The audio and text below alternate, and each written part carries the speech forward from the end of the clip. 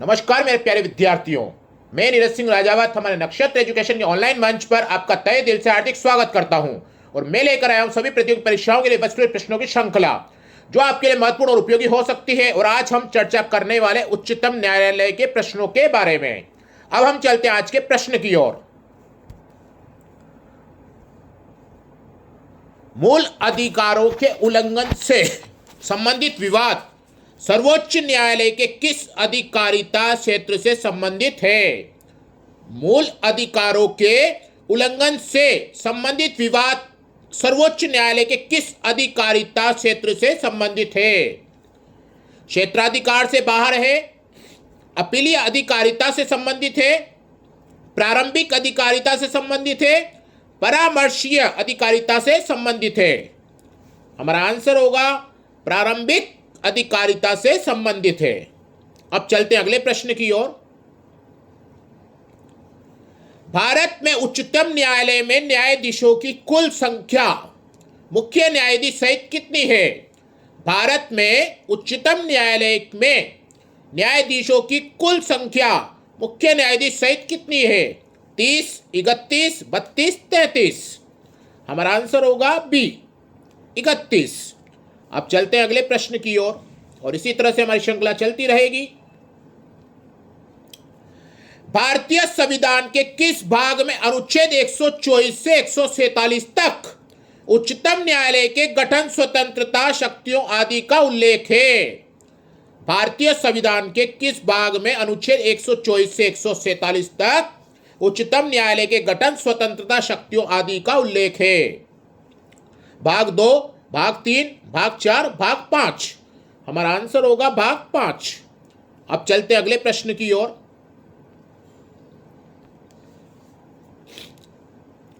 भारत में पहला महाभियोग का मामला उच्चतम न्यायालय के किस न्यायाधीश का है? भारत में पहला महाभियोग का मामला उच्चतम न्यायालय के किस न्यायाधीश का है? न्यायमूर्ति रामास्वामी, न्यायमूर्ति A.N. रे, न्यायमूर्ति A.K. सरकार और न्यायमूर्ति S. मुखर्जी। हमारा आंसर होगा न्यायमूर्ति रामास्वामी। अब देखते हैं अगला प्रश्न।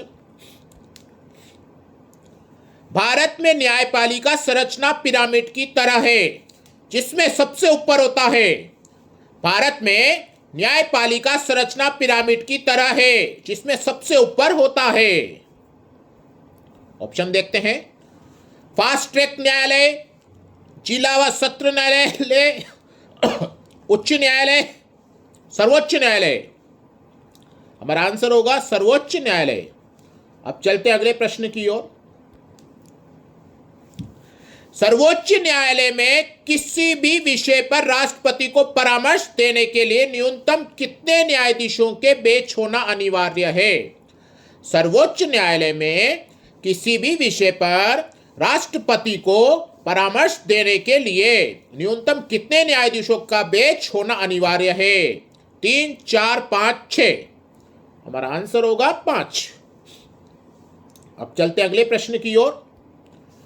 संघ तथा राज्यों के बीच न्याय विवादों के निर्णय का प्रारंभिक क्षेत्राधिकार सर्वोच्च न्यायालय को प्राप्त है। इसका संबंध संविधान के किस अनुच्छेद से है?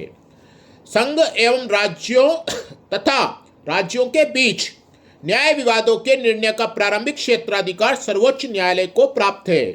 इसका संबंध संविधान के किस अनुच्छेद से है? अनुच्छेद 131, अनुच्छेद 141, अनुच्छेद 143, अनुच्छेद 144।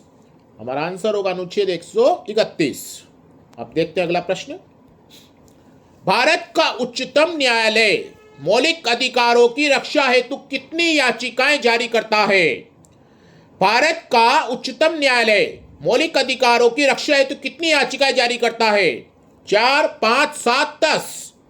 हमारा आंसर होगा 5। अब देखते हैं अगला प्रश्न। न्यायिक पुनरावलोकन का तात्पर्य है सर्वोच्च न्यायालय द्वारा संविधान तथा उसकी सर्वोच्चता की रक्षा करने की व्यवस्था है। निचली अदालतों के फैसले पर की गई अपील की सुनवाई कर सकता है। गंभीर किस्म के अपराधी मामलों पर फैसला देती है। और फौजदारी और दीवानी किस्म के मुकदमों पर विचार करती है। एक बार प्रश्न पढ़ेंगे ध्यान से।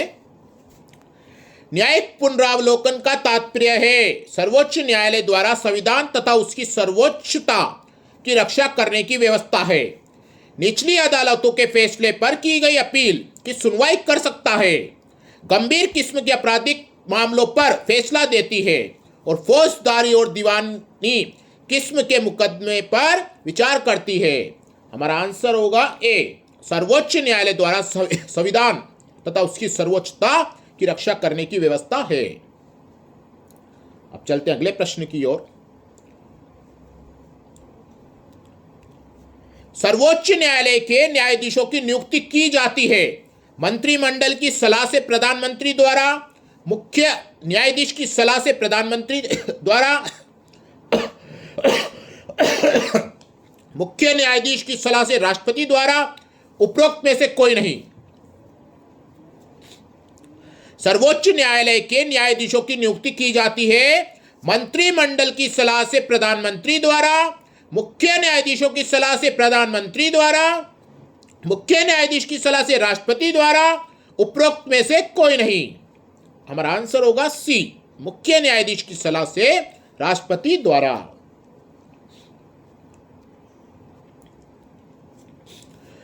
उच्चतम न्यायालय के न्यायाधीश किस प्रकार हटाए जा सकते हैं? उच्च न्यायालय की इच्छा अनुसार, राष्ट्रपति द्वारा एससी के मुख्य न्यायाधीश की सिफारिश पर और राष्ट्रपति द्वारा संसद की सिफारिश पर। उच्चतम न्यायालय के न्यायाधीश किस प्रकार हटाए जा सकते हैं? उच्च न्यायालय की इच्छा अनुसार, राष्ट्रपति द्वारा, राष्ट्रपति तथा एससी के मुख्य न्यायाधीश की सिफारिश पर, राष्ट्रपति द्वारा संसद की सिफारिश पर। हमारा आंसर होगा राष्ट्रपति द्वारा संसद की सिफारिश पर। अब चलते अगले प्रश्न की ओर। संविधान की व्याख्या करने का अंतिम अधिकार किसे प्राप्त है? संविधान की व्याख्या करने का अंतिम अधिकार किसे प्राप्त है? लोकसभा का अध्यक्ष, राष्ट्रपति, अटॉर्नी जनरल ऑफ इंडिया, सर्वोच्च न्यायालय। हमारा आंसर होगा सर्वोच्च न्यायालय। अब चलते अगले प्रश्न की ओर। निम्नलिखित में से किसके मामले उच्च न्यायालय व उच्चतम न्यायालय दोनों की अधिकारिता में आते हैं? निम्नलिखित में से किसके मामले उच्च न्यायालय व उच्चतम न्यायालय दोनों की अधिकारिता में आते हैं? केंद्र और राज्यों के बीच विवाद, राज्यों के परस्पर विवाद, मूल अधिकारों का संरक्षण, संविधान के उल्लंघन से संरक्षण। ऑप्शन देखते हैं एक बार और। केंद्र और राज्यों के बीच विवाद, राज्यों के परस्पर विवाद, मूल अधिकारों का संरक्षण और संविधान के उल्लंघन से संरक्षण। हमारा आंसर होगा मूल अधिकारों का संरक्षण। अब चलते अगले प्रश्न की ओर। केंद्र और राज्यों के बीच होने वाले विवादों का निर्णय करने की भारत के उच्चतम न्यायालय की शक्ति आती है इसकी परामर्शी अधिकारिता के अंतर्गत, इसकी अपीली अधिकारिता के अंतर्गत, इसकी मूल अधिकारिता के अंतर्गत, इसकी संवैधानिक अधिकारिता के अंतर्गत। केंद्र और राज्यों के बीच होने वाले इस विवादों का निर्णय करने की भारत के उच्चतम न्यायालय की शक्ति आती है इसकी परामर्शी अधिकारिता के अंतर्गत, इसकी अपीली अधिकारिता के अंतर्गत, इसकी मूल अधिकारिता के अंतर्गत, इसकी संवैधानिक अधिकारिता के अंतर्गत। हमारा आंसर होगा इसकी मूल अधिकारिता के अंतर्गत। अब चलते अगले प्रश्न की ओर। भारत में संवैधानिक और लोकतंत्र की रक्षा का दायित्व है संसद का, राष्ट्रपति का, प्रधानमंत्री का, सर्वोच्च न्यायालय का। भारत में संवैधानिक और लोकतंत्र की रक्षा का दायित्व है संसद का, राष्ट्रपति का, प्रधानमंत्री का, सर्वोच्च न्यायालय का। हमारा आंसर होगा सर्वोच्च न्यायालय का। अब चलते हैं अगले प्रश्न की ओर। भारत में स्वतंत्र और निष्पक्ष सर्वोच्च न्यायालय आवश्यक है क्योंकि भारत में लोकतंत्र है, भारत में संघात्मक शासन प्रणाली, भारत में संस्थात्मक शासन प्रणाली, भारत के राष्ट्रपति को परामर्श देना। हमारा आंसर होगा भारत में संघात्मक शासन प्रणाली। अब चलते हैं अगले प्रश्न की ओर और इसी तरह से हमारी श्रृंखला चलती रहेगी। इस समय सर्वोच्च न्यायालय में मुख्य न्यायाधीश तथा 7 अन्य न्यायाधीश हैं। मुख्य न्यायाधीश सहित 31 न्यायाधीश हैं। मुख्य न्यायाधीश सहित 14 न्यायाधीश हैं और मुख्य न्यायाधीश सहित 18 न्यायाधीश हैं। हमारा आंसर होगा मुख्य न्यायाधीश सहित 31 न्यायाधीश है। अब चलते अगले प्रश्न की ओर और इसी तरह से हमारी श्रृंखला चलती रहेगी।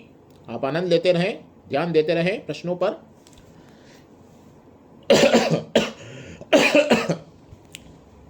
संवैधानिक विषय पर निर्णय देने के लिए कम से कम सर्वोच्च न्यायालय के कितने न्यायाधीश की बेंच होनी चाहिए? 3, 7, 1, 5। हमारा आंसर होगा 5। अब चलते अगले प्रश्न की ओर। भारत के सर्वोच्च न्यायालय में सर्वप्रथम महिला न्यायाधीश होने का गौरव किसे प्राप्त है?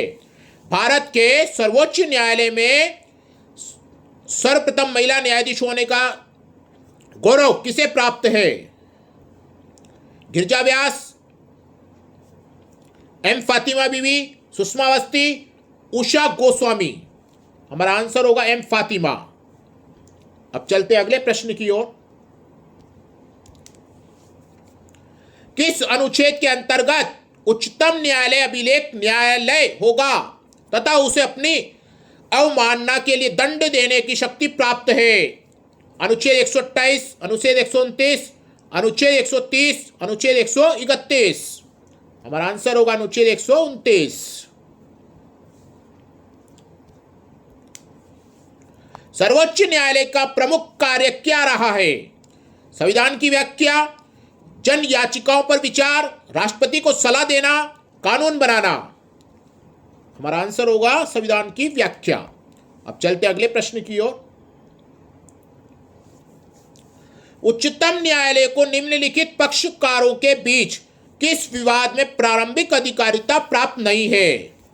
ए, संघ और एक या एक से अधिक राज्यों के बीच किसी विवाद में, सरकार के विरुद्ध नागरिकों द्वारा प्रस्तुत मुकदमे, 2 या 2 से अधिक राज्यों के बीच विवाद में, संघ व कोई राज्य एक और तथा दूसरा राज्य दूसरी ओर। हमारा आंसर होगा बी, सरकार के विरुद्ध नागरिकों द्वारा प्रस्तुत मुकदमे। अब चलते अगले प्रश्न की ओर। सर्वोच्च न्यायालय के अन्य न्यायाधीशों की नियुक्ति करते समय राष्ट्रपति किससे परामर्श करता है? प्रधानमंत्री से, उपराष्ट्रपति से, प्रधानमंत्री एवं उनकी परिषद से, एक चयन समिति से, जिसमें मुख्य न्यायाधीश के अतिरिक्त सर्वोच्च न्यायालय के 4 वरिष्ठतम न्यायाधीश होने चाहिए। हमारा आंसर होगा डी, एक चयन समिति से, जिसमें मुख्य न्यायाधीश के अतिरिक्त सर्वोच्च न्यायालय के 4 वरिष्ठतम न्यायाधीश होने चाहिए। अब चलते हैं अगले प्रश्न की ओर। अप्रैल 1973 में वरिष्ठता क्रम की उपेक्षा करके सर्वोच्च न्यायालय का मुख्य न्यायाधीश किसे बनाया गया था? के S Hegde, Ajit Nath Ray, H R Khanna, M H Beg. हमारा आंसर होगा अजीत नाथ रे। अब चलते हैं अगले प्रश्न की ओर। उच्चतम न्यायालय एक अभिलेख न्यायालय है, इसका क्या तात्पर्य है? ऐसे न्यायालय को केवल अभिलेखन करने का अधिकार है।